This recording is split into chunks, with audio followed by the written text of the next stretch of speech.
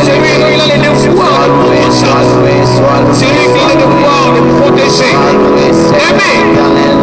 Alléluia. Je dis que les choses soient en Shama.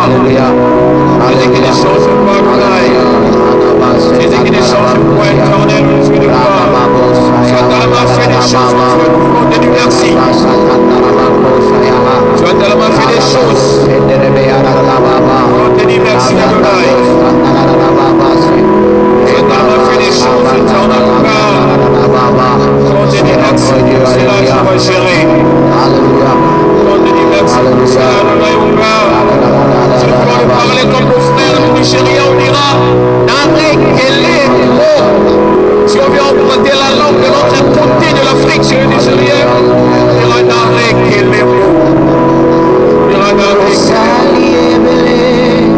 oh yes.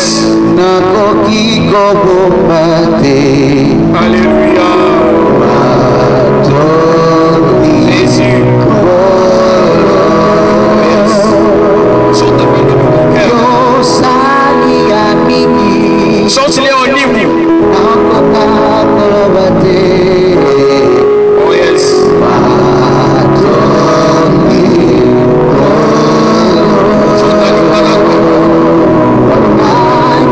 Tu peux les chanter en français si tu connais la version française. Yes.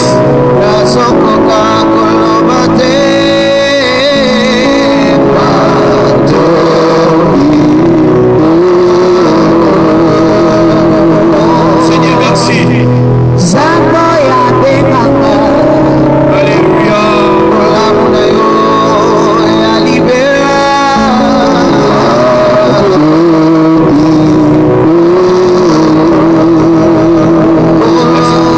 Jésus.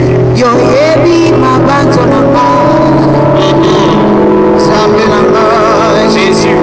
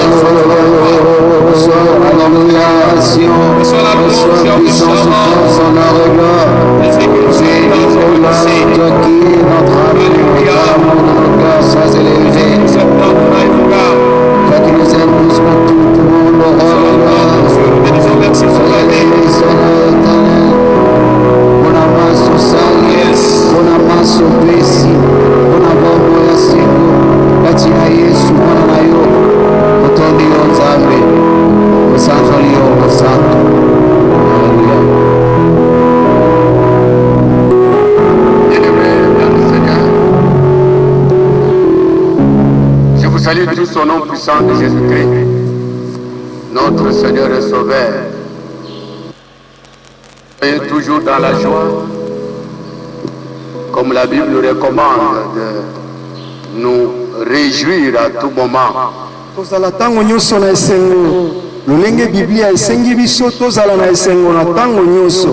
Notre joie, ce n'est pas seulement quand tout est rose devant nous. Notre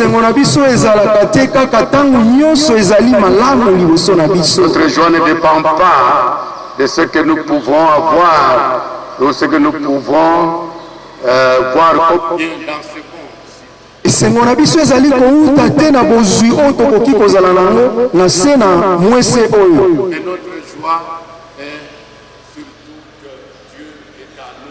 Esengo na biso ezali mingi tangu Nzambe aza kati na biso.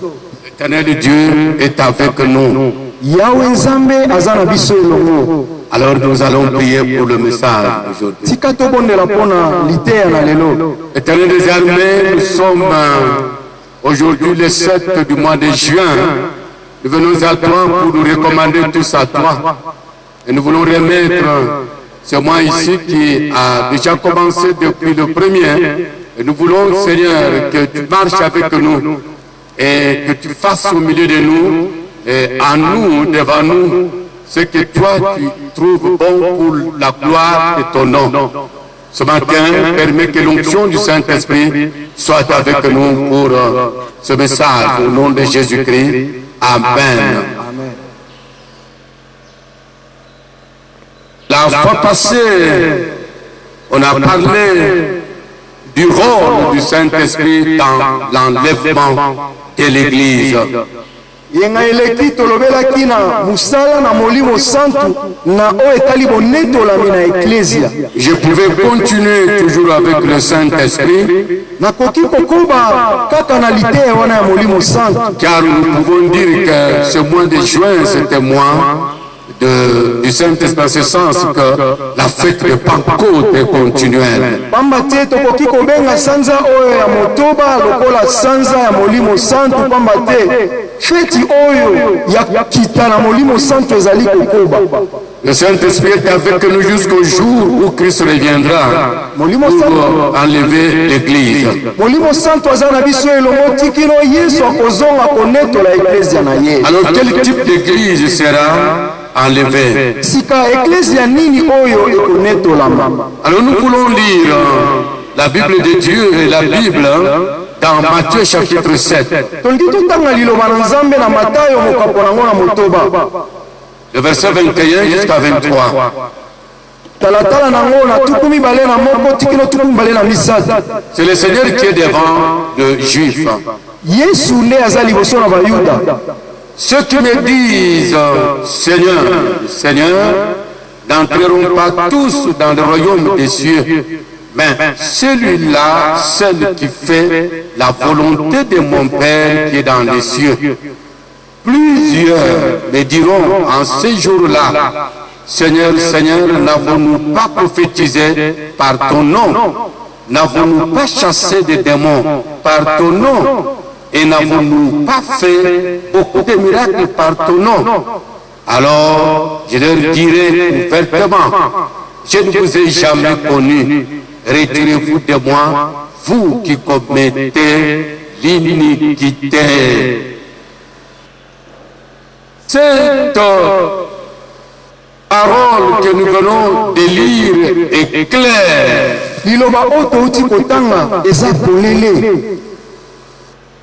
Ce passage nous donne la lumière sur même l'enlèvement. Litangi oyo pesi biso polele liboso na oyo etali bonetolana. Je souligne que je voudrais vous parler de l'Église qui sera enlevée lors de l'avènement de Christ. Awa nalingi nayebisa biso ete na kolobela na biso na oyo ecclesia nini ekonetolama mokolo ya boyei na Kristo. Ce passage nous donne la lumière sur ce qui va se passer. Litangi oyo pesi biso polele liboso na mai oyo kokomela biso. Le Seigneur parle d'un jour nkolo aza kolobela biso mpona mokolo moko. Il dit, plusieurs diront en ce jour-là. alobi ete bayiki bakoya mokolo wana. Ce jour-là voudrait dire qu'il y a un jour que le Seigneur lui-même a réservé. Mokolo wana ingi koloba ete eza na mokolo oyo se ye moko nkolo alengela. Il y a un jour qui nous attend. Eza na mokolo moko ezali kozela biso. J'ai dit la fois passée Nalobaki yeyenge eleki que son retour se fera en 2 étapes. ete bozongi na ye ekosalema na bitape mibale. La première étape, le Seigneur ne mettra pas ses pieds sur la terre, mais dans les airs. Etape na liboso nkolo akotia matambe na ye na mabele te kasi akosukisa yango na mapata. C'est alors que ceux qui sont morts en Christ, dans le Seigneur, seront directement ressuscités. Nde wana baye banso bakufa kati na Kristo bakosekwa. La puissance que Dieu avait utilisée pour ressusciter Jésus d'entre les morts, la même puissance du Saint-Esprit qui va ressusciter ce jour-là, pour utiliser pour ressusciter les morts en Christ.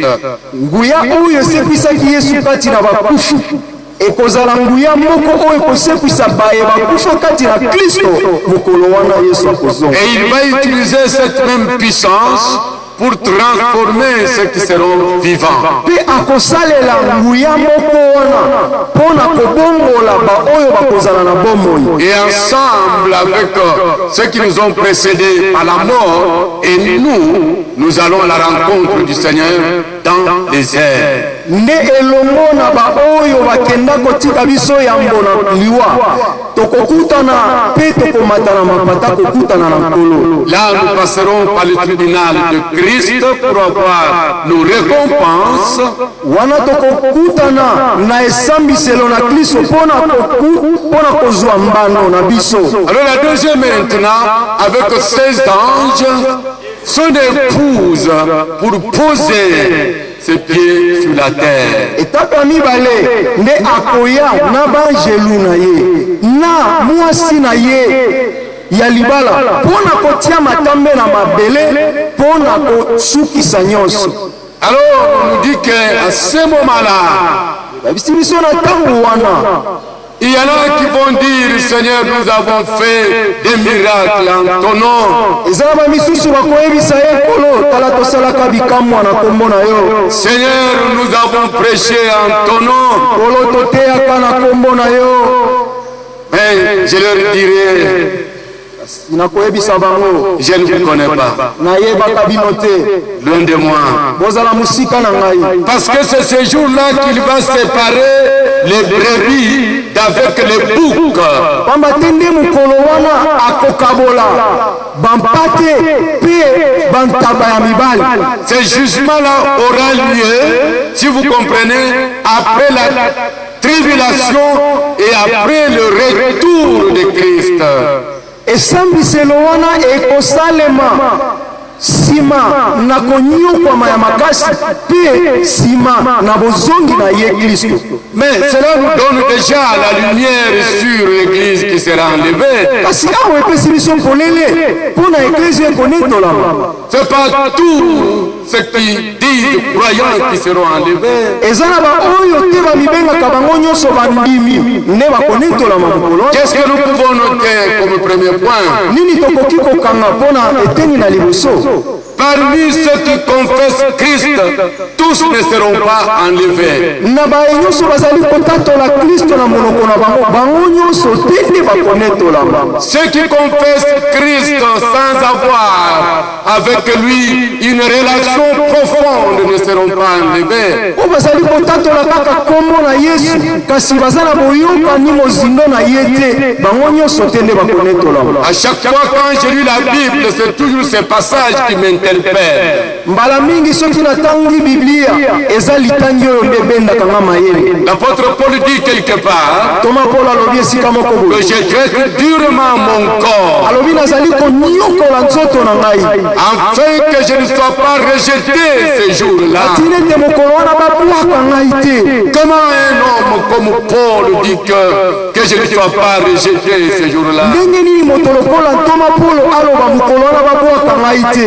L'enlèvement, ce n'est pas une mince affaire. onetwami ezali likambo ya petepete te. Ce n'est pas parce que tu prêches Christ. ezali te mpo ozali koteya yesu. Ce n'est pas parce que tu es prophète par-ci, par-là. eza te mpo ozali mosakoli bisika songolo pakala. Ce n'est pas parce que tu es dirigeant d'une grande église. eza te mpo ozali mokambi ya eglize ya monene. Cela ne dépend même pas des titres qu'on peut avoir sur ce yango ezali kutu te kosenga na bapete oyo tokoki kozala ngo na mokili oyo. mais l'enlèvement, kasi konetolama c'est pour ceux qui ont une relation profonde avec Jésus-Christ. eza se na baoyo bazali na boyokani na mozindo na kristo ye moko. Oui, ce n'est pas tous ceux qui me disent Seigneur, Seigneur. iyo eza banso te oyo bazali kobengana nkolo te. Ce n'est pas parce que j'ai donné mon argent dans l'œuvre de Dieu. eza te mpo nga napesaki mosolo na nga na mosala na Ce nzambe. n'est pas parce que j'ai construit le temple,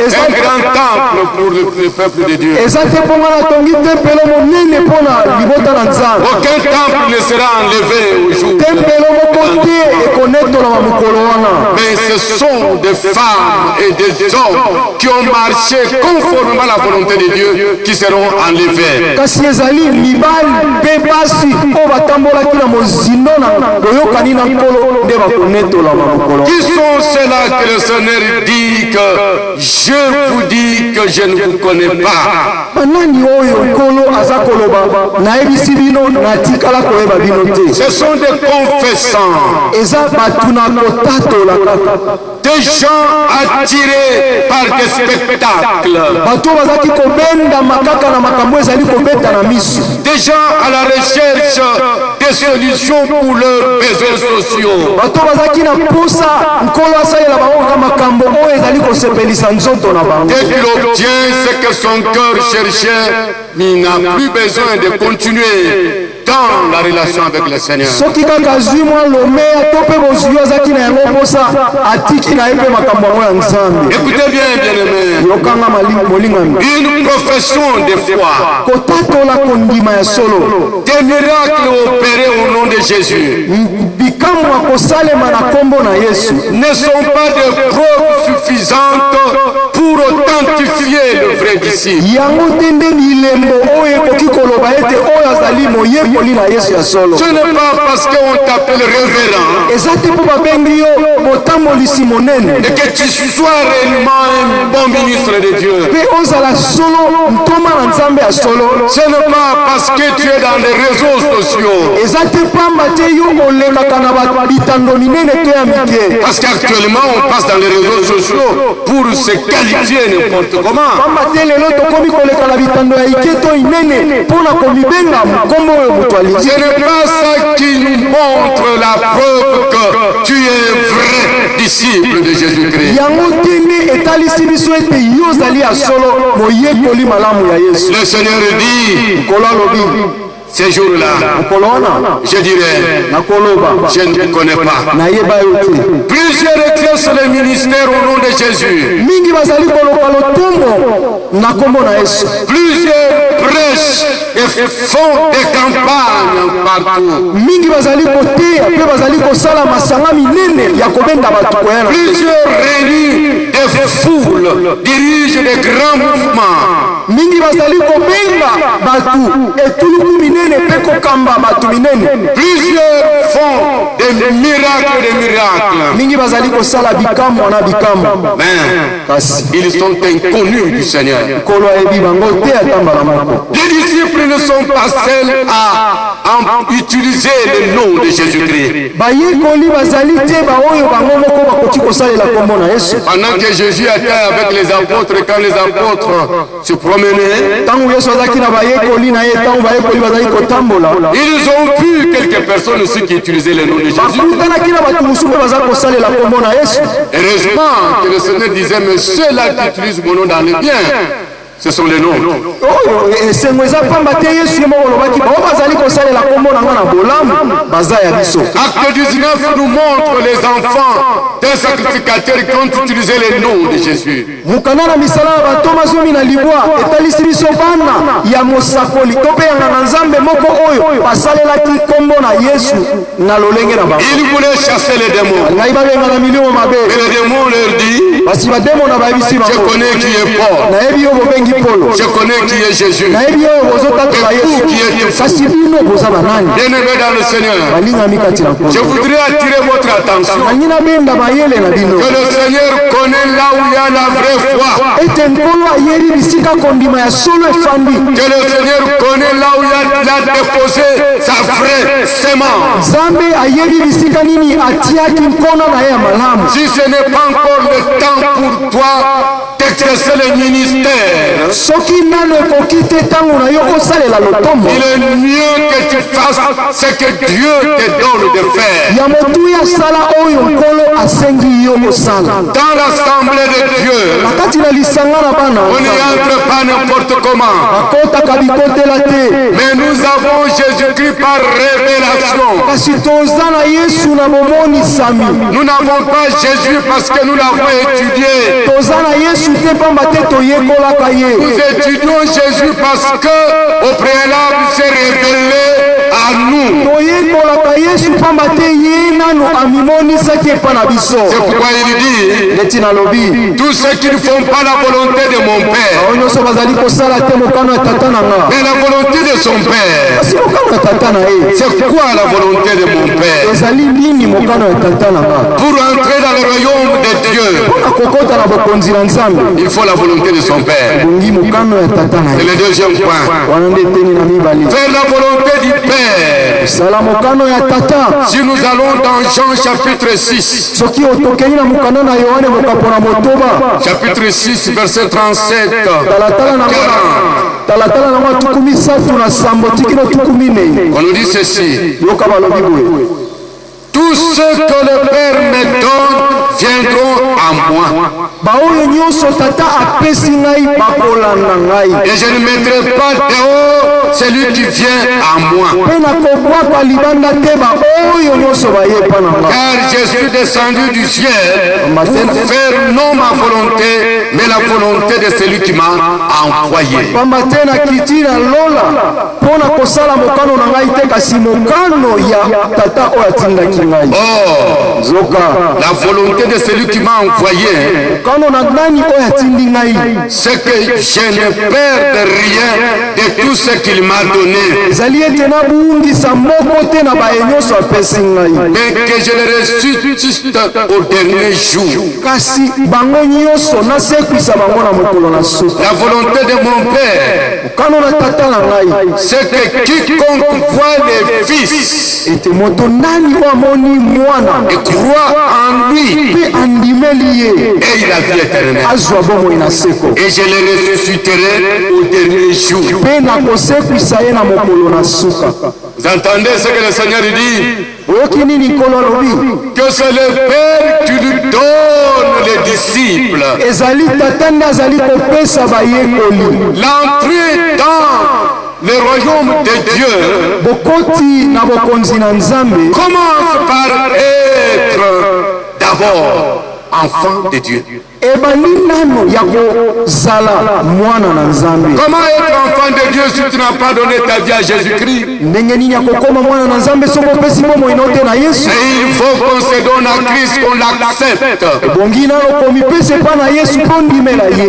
On n'accepte pas Jésus par n'importe quel moyen, mais c'est par la révélation de Dieu. Bandimelaka Yesu bindimela te ezalaka nde na nzela na bomonisami. On ne connaît pas Jésus par par des calculs humains ou des études humaines, mais il faut préalable la révélation de Dieu. Et bayebaka Yesu te na boyekoli ya université to mpe na bakalikila bato kasi ezalaka nde na bomonisami na ye. Dieu a répandu la grâce. Nzambe asopi ngolu na ye. C'est le temps de la repentance, ezali ntango na kombongwana afin que quiconque se répand accepte Jésus-Christ. na ntina ete moto nani akobongwana mpe andimi Yesu Il aura la vie éternelle. akozwa bomoi na seko. Et le Seigneur dit, Nkolo alobi je le ressusciterai le dernier jour. akosekwisa ye mokolo ya suka. Celui-là. moto nani wana Donc, la volonté de Dieu, c'est que tu crois en son Fils comme Seigneur et Sauveur. mokano na nzambe ezali ete ondimela mwana na ye lokola mokonzi mpe mobikisi. Nous avons donc les dons de la grâce de Dieu. biso tozwi likabo ya ngolu na nzambe. Les dons de cette grâce que Dieu a répandue. likabo ya ngolu oyo nzambe asopi. Jésus-Christ qui est venu pour sauver toute l'humanité du péché. yesu kristo oyo akitaki mpo na kobikisa mokili mobimba na lisumu. Le salut bien-aimé ne vient pas de toi, mais c'est une grâce que Dieu nous a faite. lobiko balingami euti na libota na yo te kasi euti na ngolu oyo nzambe asali biso. Le salut ne vient pas parce que j'ai fait ceci, j'ai la bonne morale. Non, c'est la grâce de Dieu. lobiko eye te pamba te osala boye to mpo lobi te naza na ezaleli malamu te ezali ngolu na nzambe. C'est un don de Dieu à l'humanité. ezali likabo na nzambe na mokili mobimba. L'apôtre Paul dit dans Ephésiens, toma polo alobi yango na mokana efeso chapitre 2, verset 4. mokapo nango na mibale talatala nango na minei. Il dit, mais Dieu qui est riche en miséricorde, alobi nzambe azali na bozwi na kati na ngolu à cause du grand amour dont il nous a aimés, na ntina na bolingo na ye monene oyo alingaki biso. nous qui étions morts par nos offenses, biso oyo ekufa biso kala na masumu nous a rendus à la vie avec Christ. azongiseli biso bomoi kati na kristo. C'est par grâce que vous êtes sauvés. eza na ngolu nde bobikisami. C'est par grâce que vous êtes sauvés. eza na nzela na ngolu nde Ce bobikisami. n'est pas par vos mérites. eza te na oyo yo ozalaki na yango. Le verset 8 à 9 dit ceci de même chapitre-là. mokapo wana kaka talatala na mwambe na libwa elobi boye. Car c'est par la grâce que vous êtes sauvés, pamba te ezali na nzela na ngolu nde par le bobikisami moyen de la foi. na koleka na nzela na kondima. Et cela ne vient pas de vous, c'est le don de Dieu. mpe euti na bino te kasi eza likabo na nzambe. Ce n'est point par les œuvres, eza te na misala na bino afin que personne ne se na glorifie. ntina ete moto atuta tolo. Le salut est donc un don de Dieu. lobiko ezali likabo na nzambe. Et l'homme le reçoit par la foi en Jésus-Christ. moto ayambaka na nzela na kondima yesu kristo. Si le salut venait par les œuvres que l'homme aurait faites, soki lobiko eutaka na misala oyo moto asalaka je vous assure que nayebisi bino tout le ete monde ne serait pas sauvé. motu moko te akobikisama. Si le salut venait parce que il faut être l'enfant de terre, soki lobiko eyaka kouta na nzela na kozala mwana ya fulani to pakala je vous assure que tout le monde ne serait pas sauvé. nayebisi bino ete motu nyonso te akobikisa. Regarde le monde. tala mokili lelo Même pour avoir un petit travail, mpo ozala ta mwa mosala moke il faut que tu corrompes. ebongi oleka na nzela ya kanyaka. Combien de jeunes filles souffrent boniboni na bilenge basi baza pour konyokwama avoir du travail? mpo na kozwa mosala. Et il faut que je reste avec toi. ebongi naleka na nzela na yo. Même les jeunes garçons, ezala bilenge mibali pour avoir du travail, mpo na kozwa mosala on vous demande ceci, cela. baza kosenga sala songolo pakala ya mosala. Et imaginez-vous que si Dieu avait dit qu'il faut que cet homme-là soit là pour qu'il distribue le salut, comment ça pouvait être? kanisa sika soki nzambe alingaki moto wana azonyokola bilenge basi na mibali bazala wana mpona kokabola lobiko na moto. Ou bien il faut que cela passe par une tribu. to mpe ebongaki lobiko eleka na nzela na ekolo moko songolo. Tout le monde va chercher maintenant à parler le Swahili. mutu nyonso akoluka aloba kiswahili mpo ye mpe azwa Tout le monde cherchait à parler l'Ingwangi pour avoir du mutu nyonso travail. akoluka aloba kingwani mpo akoma na Et tout le mosala. monde va chercher à parler le Chiluba pour avoir du travail. mutu nyonso akoluka aloba chiluba mpo ye azwa mosala. Mais ce que Dieu a établi, kasi oyo nzambe asala il l'établit gratuitement. asala yango na ngolu Le salut, lobiko le seul passage na koleka nzela pour wana avoir le salut, yango nde kaka ebongi kozala c'est lobiko. d'accepter les dons de Dieu. eza kondima likabo na Jésus-Christ, yesu kristo qui s'offre à tout le monde, à n'importe qui, de n'importe quelle tribu. oyo amikabi na mutu nyonso na ekolo nyonso na nkota Comme la nyonso Bible dit, ndeti na biblia elobi quiconque moto nani de n'importe quelle famille, azala libota nini famille riche ou malheureuse, bazala bazwi to babola orphelin, azala kufela babola même rejeté dans les rues, azala babwaka ye na mais balabala lorsqu'il donne sa vie à Jésus, kasi soki apesi bomoi ine na yesu Dieu le transforme. nzambe abongoli ye. Voilà comment le Créateur il aime sa créature. tala lolenge nini mokeli alingi bikelamu na Personne ye. ne peut nous aimer comme Dieu de mutu créateur. moko te akoki kolinga biso lokola nzambe mokeli. Sache bien yeba malamu dans ton cœur, na motema na yo Dieu nzambe t'aime de plus que tout le monde. alingi yo koleka bato nyonso Parce qu'il n'y a personne qui prend soin de toi comme ton Dieu. pamba te eza na moto moko te akoki kolengela yo lokola nzambe. Il a tout planifié pour que tu sois dans la gloire. abongisa makambo nyonso malamu po ete yo ozala na nkembo. Il t'a donné Jésus gratuitement. apesa yo yesu ya ofele Et même s'il te prend par la mort aujourd'hui, atako soki azwi yo na nzela na liwa il a lelo prévu la résurrection. alengelaki mpe lisekwa Et tu ezala redeviennes dans la gloire. po ete ozonga na kati na nkembo na ye. Quel est ce Dieu-là qui peut être comparable au Dieu de Jésus-Christ? nzambe nini akoki kokokana na nzambe ya nkolo na biso yesu. Que ton cœur se réjouisse de ton Dieu. motema na yo esepela na nzambe na yo. Surtout que mingimingi il est ton Père. aza tata na yo Il est ton Père. aza tata na yo. Ça me réjouit esengo na nga yango wana quand je sais que Dieu est mon Père. ntango nasukisamaka ete nzambe aza tata na nga. Écoutez bien, frères et sœurs. yoka malamu molingami. La grâce n'annule pas la responsabilité de l'homme. ngolu elongoli te mokumba ya motu. Quelle est la responsabilité de l'homme devant la grâce? mokumba ya motu ezali nini liboso na ngolu. Puisque la foi vient de Dieu. pamba te kondima euti na nzambe. Jésus vient de Dieu. yesu auti na nzambe. Tout a été donné gratuitement. nyonso epesamelaki biso ngolu. Mais quelle est ta responsabilité? kasi ya yo mokumba eza nini. La responsabilité de l'homme mokumba na motu ezali ete est de répondre au don divin par l'obéissance. ezali ete andima na likabo oyo nzambe apesi na nzela na kotosa.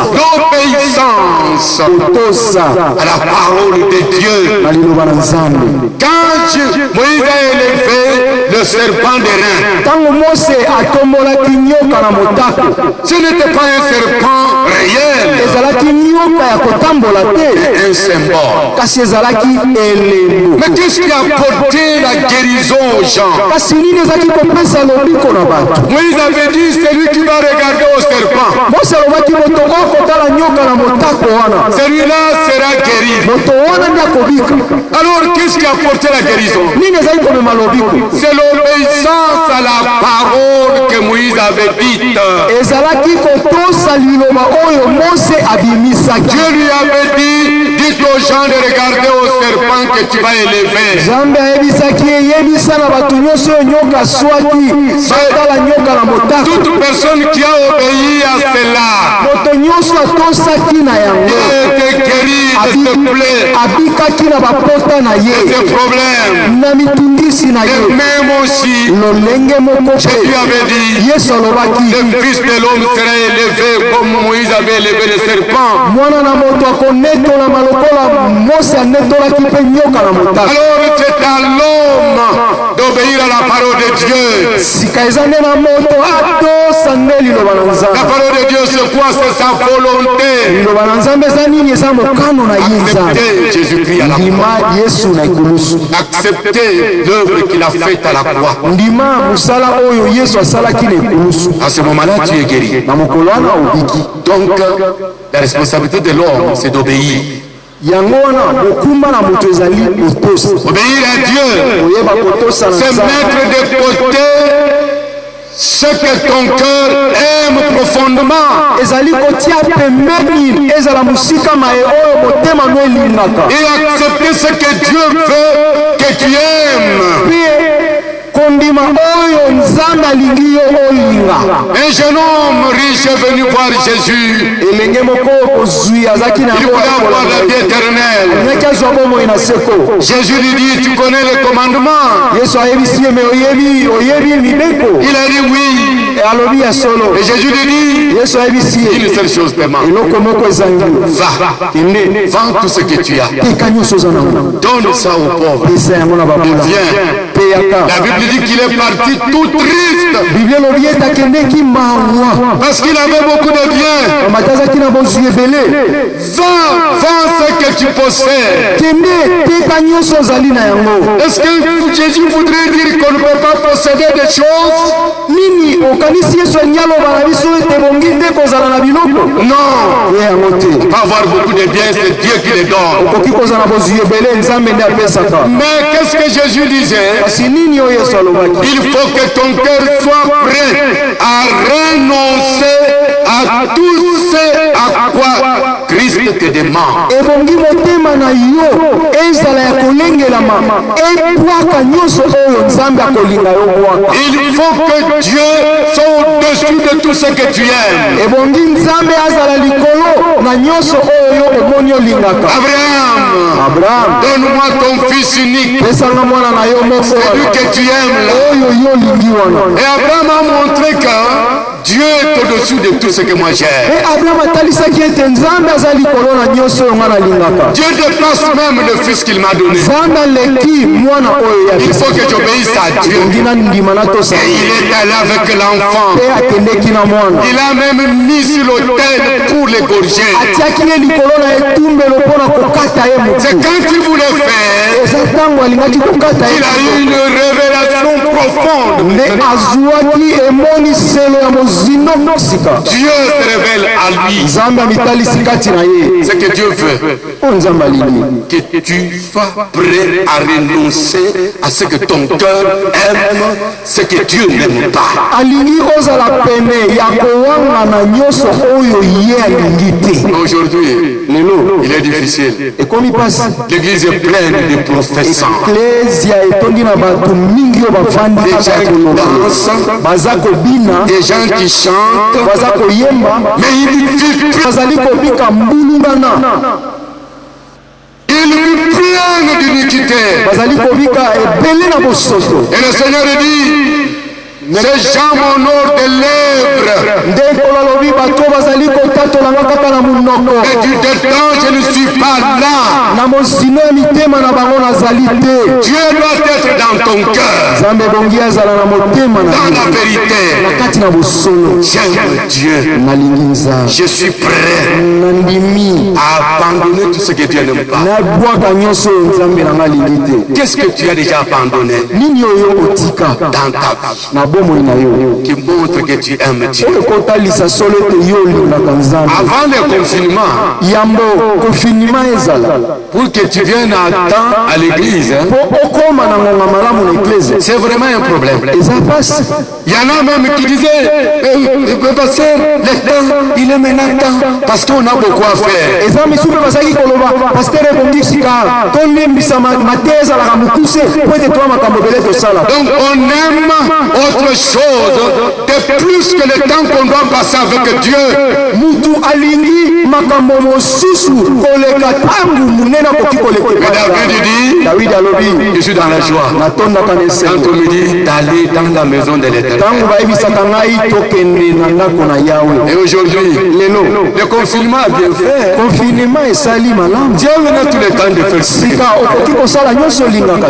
Mais Dieu, kasi nzambe même confinement, ezala na kati na confinement pas confinement, to mpe na confinement le vrai chrétien, mpona mokristo il demeure dans la présence de Dieu. akoumela na bozali na nzambe. Combien de temps tu lis la Bible? boniboni ya batango oyo otangaka biblia. Combien de temps tu prends dans la méditation de la parole de Dieu? boniboni ya batango omanyolaka maloba na nzambe. Combien de temps tu prends dans la prière? boniboni ya batango olekisaka na losambo. Bien-aimé, olingami ce que tu dois faire encore, oyo ebongi osala lisusu c'est de créer et maintenir une relation personnelle avec Dieu. ezali ete oleka na kosala boyokani ya kokangama boyokani malamu na nzambe. Dieu va ressusciter ou enlever ceux qui ont une communion personnelle avec Dieu. nzambe yesu akonetola seba oyo bazali na boyokani ya mozindo na nzambe. Il le dit lui-même. alobi yango yemei Là où nous étions, sika tolobaki na écoutez mokai bien, yoka malingami ceux qui me disent Seigneur, Seigneur n'entreront pas tous dans le royaume des cieux. oyo nyonso bazali kobenganga nkolonkolo bakokota te na bokonzi na Il ne nzambe sera pas enlevé. bakonetolama Mais te. qui?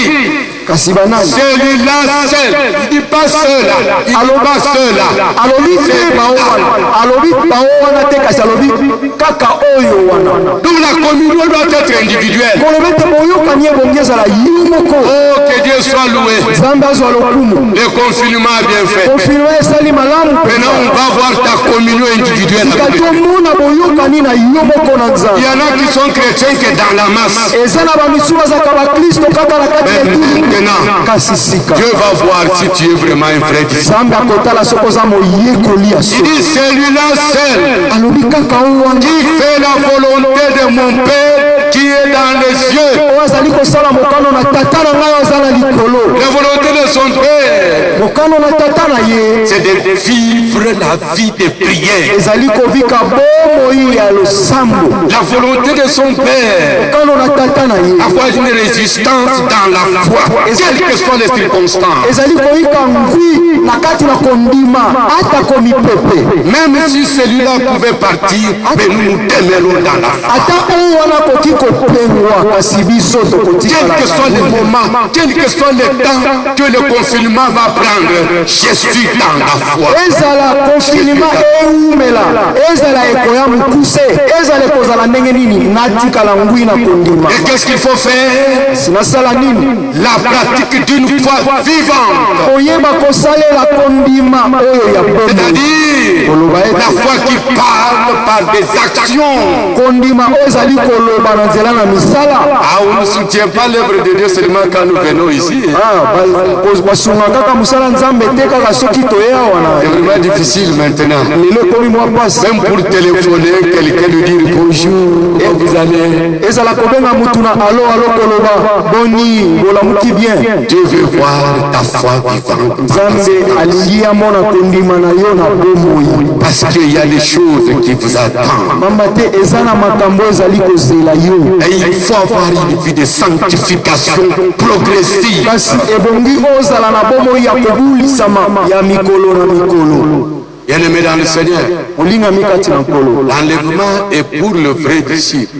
bonetolami ezali se mpo na bayekoli ya solo. Et ce vrai disciple, mpe bayekoli ya solo ceux-là qui ont une relation personnelle avec Dieu. se baoyo bazali na boyokani ya moto ye moko na nzambe. Ceux-là qui ont une obéissance totale à Dieu et à sa parole. baoyo bazali na botosi mobimba na nzambe mpe na liloba na ye. Pourquoi tu continues à confesser Dieu, mais mener une vie double? mpo na nini ozali kotatola na bambebo na yo nzambe kasi bomoi na yo ezali bilongi mibale? Les titres qu'on peut se donner ne nous donnera pas l'accès au ciel.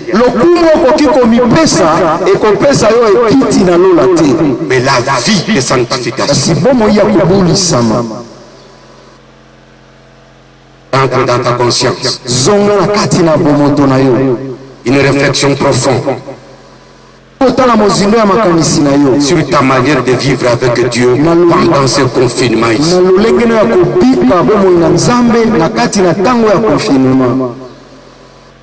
Et toi qui m'écoutes,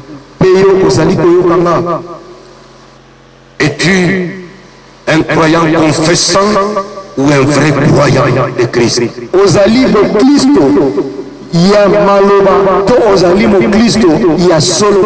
As-tu déjà donné ta vie à Jésus-Christ? Parce qu'il n'y a que ceux qui ont la révélation de Christ qui seront enlevés.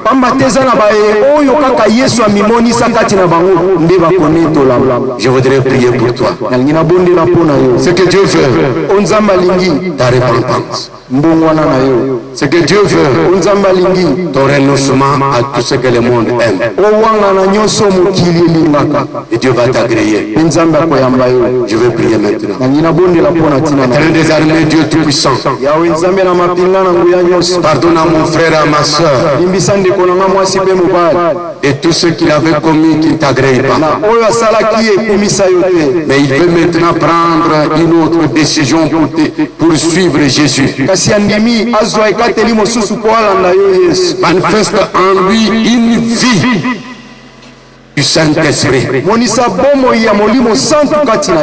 que le Saint-Esprit les conduise dans tes voies. Père éternel, agrée celui-là qui donne sa vie pour la première fois à Jésus.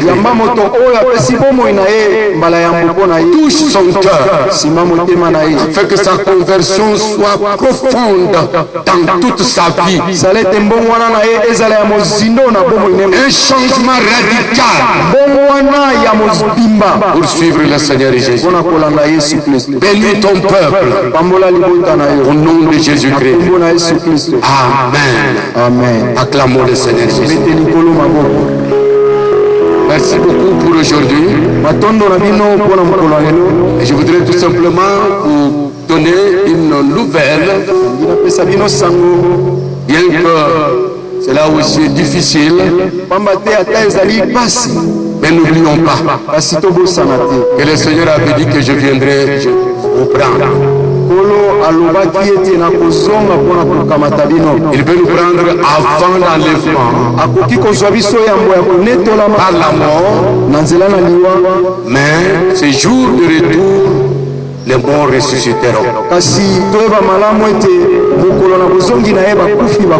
Nous devons donc nous préparer par rapport au retour de Christ.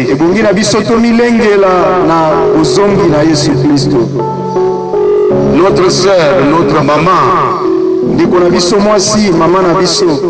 qui est avec nous, une servante vraiment engagée, une intercesseur dans l'église des gamins, et même au niveau de la communauté des assemblées de Dieu. Notre sœur Maman Godé Moutanda vient de nous laisser. Et Dieu a jugé bon de prendre son âme. Cela ne peut jamais nous arrêter de continuer de servir le Seigneur. Mais cela doit nous amener à nous purifier davantage. Les enfants se réunissent en Ngiringiri. Le papa, des fois, il est encore ici au niveau de son service ou à la maison. Tata azana na isikane ya musala to pe na ndako kuna na limité. Si vous le manquez à limiter, peut-être qu'il pouvait être ici. Soki bozangi na limité akoki kozala na isikane ya musala na ko marché. Je sais que c'est le confinement. Na bien teza tangu ya kobomba matope confinement. Mais tous ceux qui sont ici, Asionyo so bazali vous pouvez quand même faire un effort de passer ne fût-ce que dire aux enfants que Dieu vous bénisse et prier pour eux et rentrer. na ba oyo bazali awa koki koleka kopesa bana mbote kosambela pe mpona bango. Nous n'avons pas encore complètement le programme de son enterrement. Toza nanu na mobimba ya mabongisi ya kokunda ete. Mais suivez notre page de l'église, vous aurez des communications. Kasi tolanda page na biso ya eklezia ya Gama tokopesa komunike na nyonso elanda. N'oublions pas de prier les uns les autres. Tobosana pe te kosambela bamoko nsima na basusu. N'oublions pas aussi d'amener notre pays à Dieu. Tobosana pe te kokaba mboka na biso na maboko na Nzambe. Afin que Dieu nous aide. Ebongi Nzambe na biso asunga biso. Et l'Éternel Dieu Tout-Puissant vous bénisse là où vous êtes. Nzambe na nguya nyonso apambola bino bisika nyonso bozwami. Nous prions pour vous et je pense que vous aussi vous priez pour nous. Tozali kosambela mpona bino nasukisami ete bino mpe bozali kosambela mpona biso. Que Dieu nous garde. Nzambe abatela biso. Que vous ne manquez de rien. Okozanga eloko te. Et soutenez-vous Kasi tosungana bamoko mpe avec basusu. le peu de moyens que tu as. Atako na mwa moke okoki kozala na Tu peux yango. soutenir ton frère et ta soeur. Okoki kosunga ndeko no mwasi mpe mobali. Soyez bénis Bopambolama au nom de Jésus-Christ. na kombo na Yesu Kristo. Prions. Tobondeli. Seigneur, merci pour ce culte qui t'a été dédié. Koloma tono mpona losambo oyo tokabelaki yo. Nous le terminons parce que c'est le moment de terminer. Tosilisi yango pamba te tokomi na suka na yango. Et nous bénissons ton nom. Mpe topamboli kombo na yo. Nous laissons notre pays à toi. Tiki mboka na biso na maboko na Nous yo. laissons notre président à toi. Tiki mokonzi ya mboka na biso na maboko. Toutes les institutions à toi. Bakambi nyonso ya mboka na maboko na yo. Tiens les cœurs de nos dirigeants, Sima mitema ya bakambi ya mboka. afin qu'ils soient dans ta crainte. Batine ete bazala na kati na kobanga yo. Prends soin de ton peuple. Batela libota na yo ya Au nom de Jésus. na kombo na Yesu. Amen. Amen.